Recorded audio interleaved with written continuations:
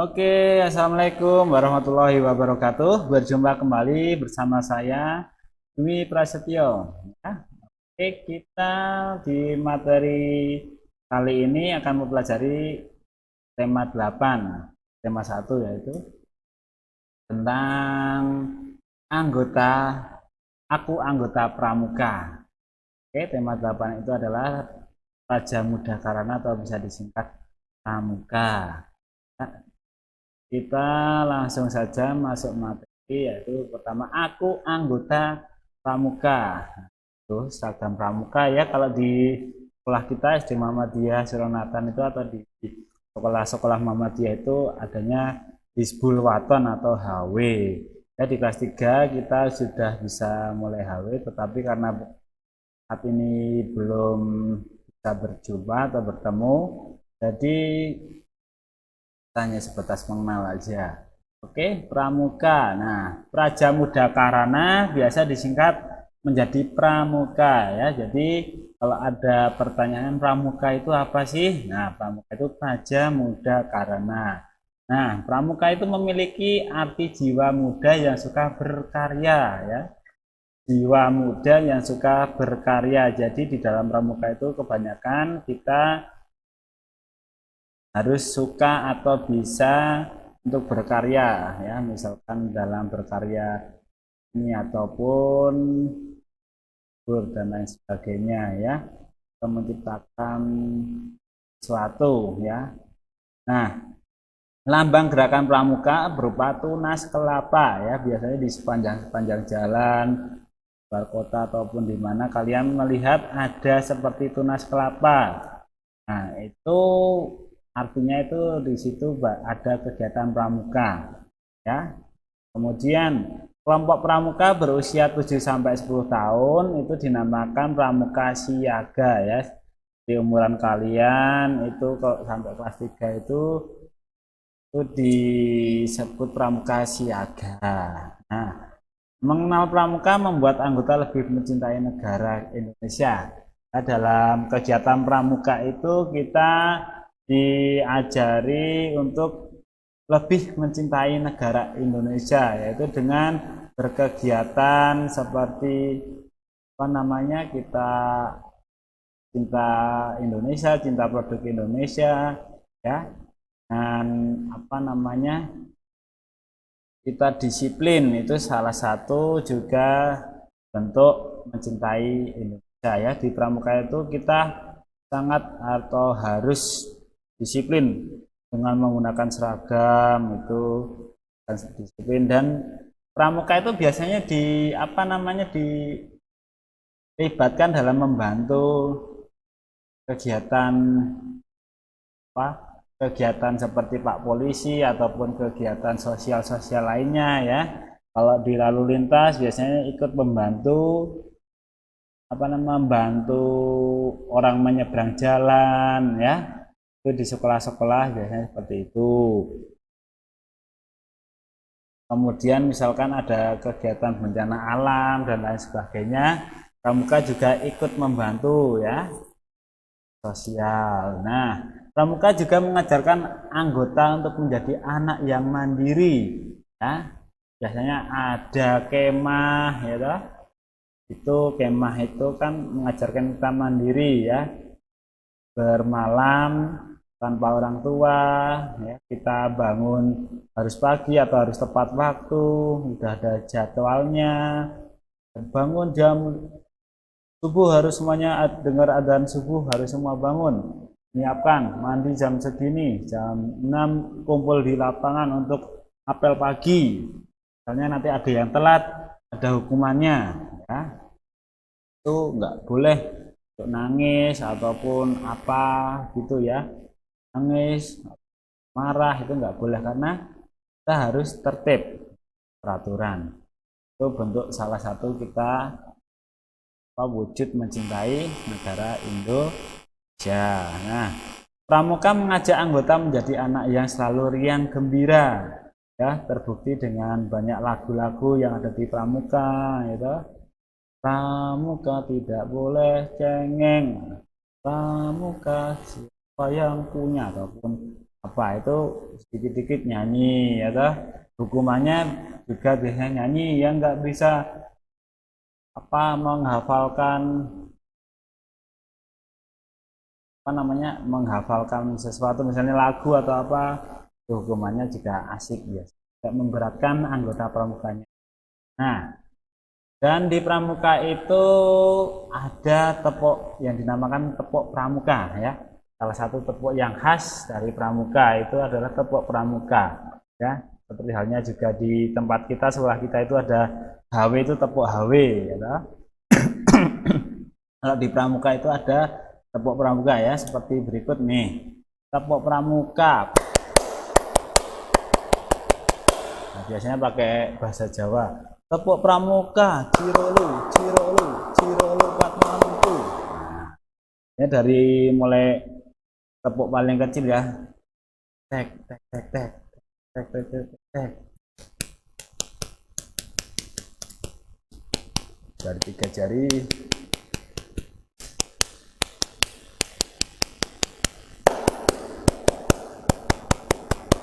Nah, seperti itu, ya. Nanti biasanya kalau apa misalkan tepuk pramuka, satu tepuk pramuka, cirolu, cirolu, cirolu patmantu, tapi ada salah satu anak yang kebelandangan, misalnya cirolu, cirolu, cirolu patmantu, ada satu yang ketinggalan atau apa, itu nanti berbeda sendiri bunyinya, itu suruh maju, ayo hafalkan Pancasila, atau ayo coba apa, tergantung perjanjiannya terlebih dahulu, ya. Itu adalah di bagian pramuka, ya, tepuk pramuka. Kemudian lanjut di lambang negara, ya. Lambang negara Indonesia itu adalah burung Garuda atau Garuda Pancasila, ya. Nah, lambang negara Indonesia adalah Garuda Pancasila. Oke, alasan memilih burung Garuda karena burung Garuda menunjukkan kekuatan. Indonesia ingin menjadi negara yang besar dan kuat, ya. Ini terbukti dari kekuatannya, ya. Burung Garuda itu burungnya yang sangat kuat, terus apa, dari paruhnya, ramnya, cakar-cakarnya, matanya itu juga tajam, dan burungnya juga besar. Jadi cita-cita Indonesia itu ingin menjadi negara yang besar dan kuat, ya. Bagaimana cara menguatkan negara itu? Ya, itu di dalamnya atau rakyatnya itu harus bersatu, ya. Nggak boleh saling mengejek, saling merendahkan, ataupun saling menyalahkan satu sama lain, itu tidak boleh. Yaitu membuat perpecahan, ya. Jadi untuk suatu negara menjadi besar dan kuat itu masyarakatnya sendiri harus kompak, kuat, apa namanya, bersatu, ya. Tidak boleh terpecah belah, ya. Apalagi muncul-muncul seperti adanya teroris dan lain sebagainya, itu hanya untuk menghancurkan, ya. Nah, ini bentuk perisai menggantung di leher Garuda menyerupai jantung. Nah, ciri-cirinya dari burung Garuda itu.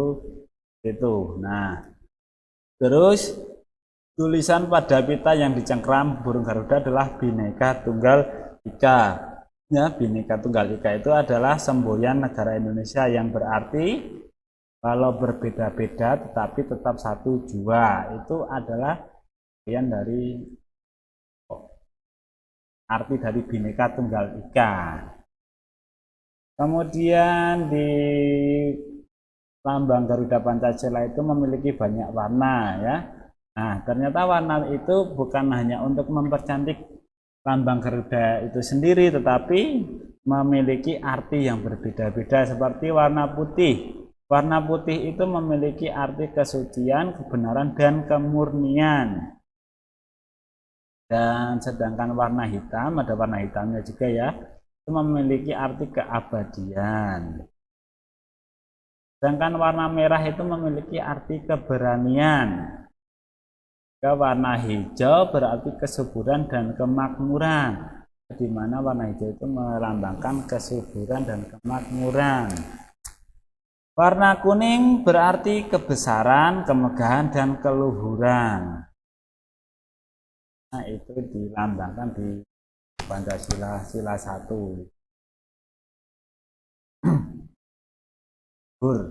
Lanjut.